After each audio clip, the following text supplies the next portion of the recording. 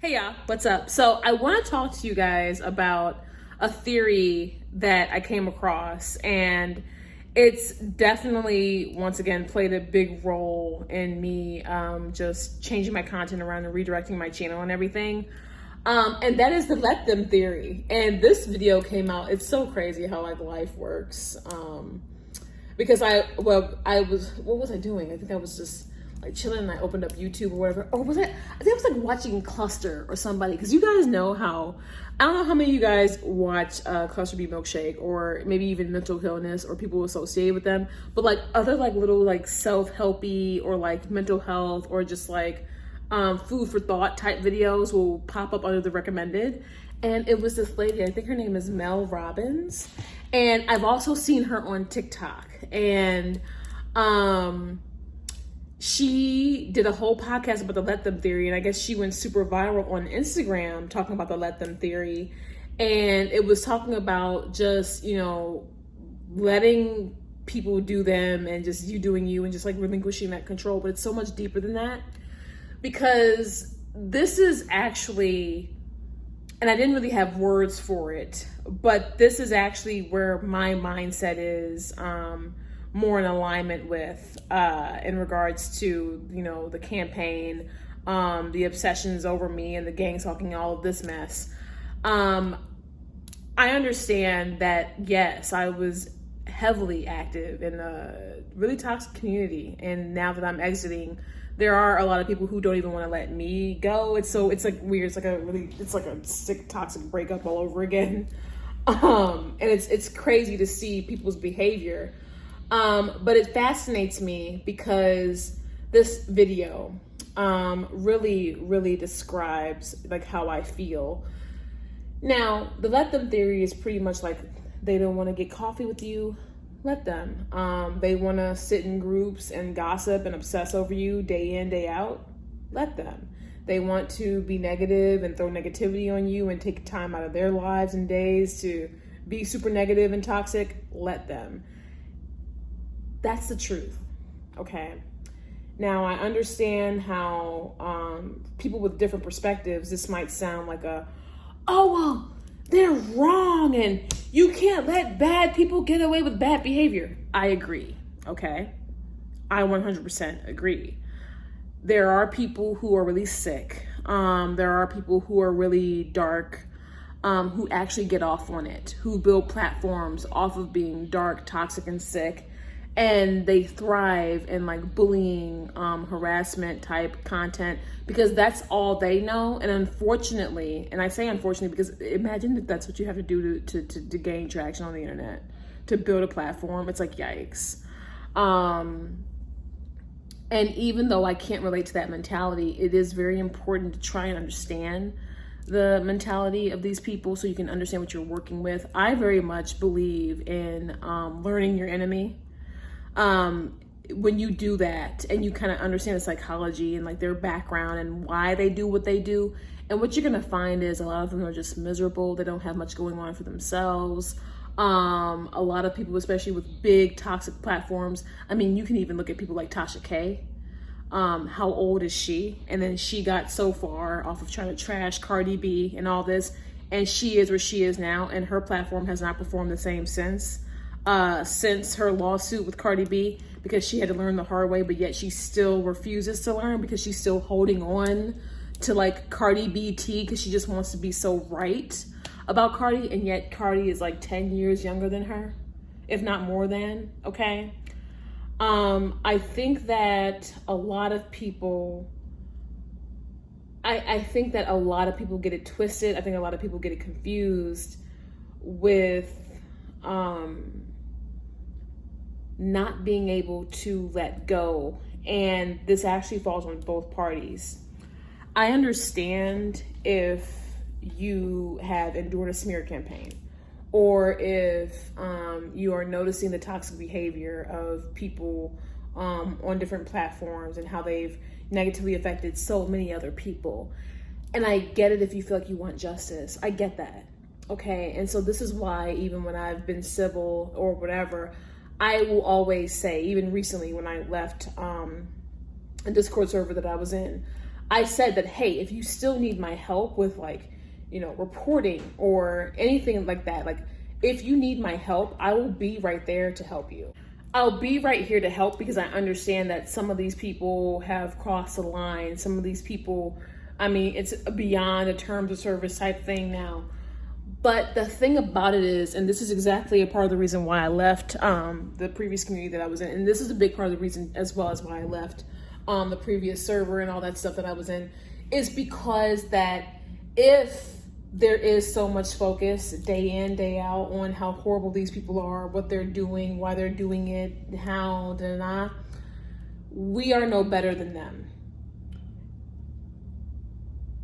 It sucks, and I'm not trying to gaslight anyone, and I'm not trying to put anyone down, and I hope that people understand my message on a mature level. Maybe you can listen to me without black and white thinking, because there is nuance to this.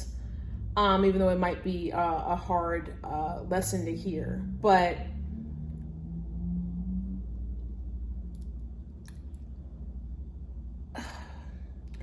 if you find that, yes, people can be highly toxic online, people can run horrible platforms, and I know that people who feel like they want justice or need it or whatever it is, I understand that people who feel that way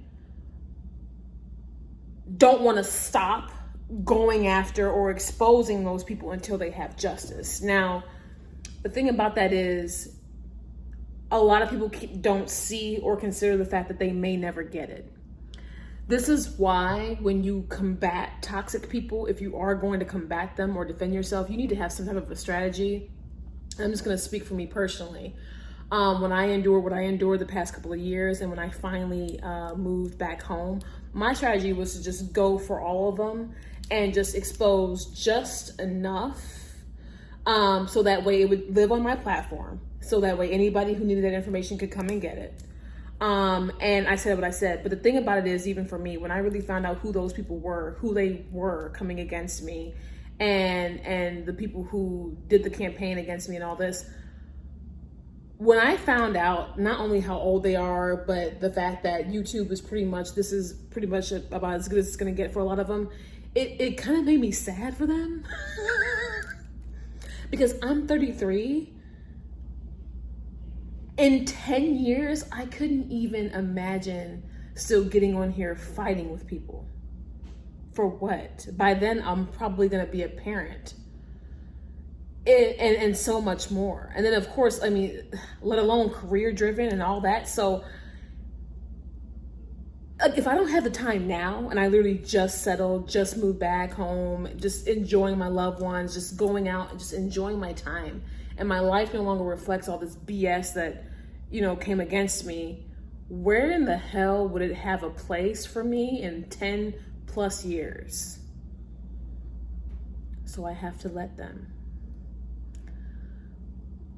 Sometimes in life, people are terrible. And you might not get what you're looking for. You might not get your justice. You might not get your vengeance. You might not get your, karma. You might not, a lot of people are very focused on finally seeing them get their karma. But the thing is, karma is funny. And especially with really toxic people, they mask anyway. The karma that you seek could have already happened. It's just happening behind the scenes.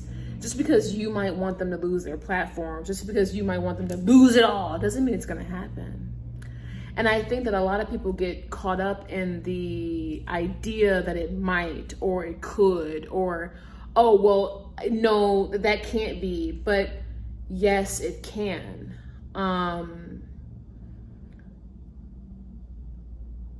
If you did not already rebuttal or whatever, that's why all my stuff is here, and that's why I don't care. Because okay, I handled that and whatever, and just seeing that my life just no longer reflects this anymore, and I'm very proud of myself. And nothing is going to take away me being proud of myself. That is self-esteem, that's self-confidence. That's just me. You know what? I did that. Because none of that BS that was thrown against me came true. Which is why there are people, even, who gang stalk me, who are obsessed with me, still try to hold me to the past, because they don't recognize this, and they don't want to because it goes against their narrative. So they'd rather pull up stuff that's already a year plus old because they are stuck there and they don't know how to move past it. So that's why you get the, the redundant content. That's why. And there's a lot of people who are still stuck there, which is crazy because current me, people just can't take. But people could never be able to take me in the first place. So that gives me peace, in leaving a lot of this behind. And just making the type of content that I want to, because you realize that you just don't resonate, you don't identify, you don't relate any of it anymore, right? And there's nothing wrong with that. But the let them theory is amazing. I'm going to link it in my description. And you guys let me know what you all think. But it is very crucial to just, if you've already tried everything that you can, you said everything that you can, and you find yourself maybe going in circles or cycles, waiting for them to get their karma, waiting for them to, maybe you should let that go, honestly. And I'm not saying it in a derogatory way. Maybe you should let it go because maybe you're holding on to a fantasy and that's actually keeping you stuck. Sometimes people are terrible, and no, the law of the universe, you cannot be so terrible for so long and have nothing happen to you. But just because we don't see it on a public scale doesn't mean it hasn't already happened.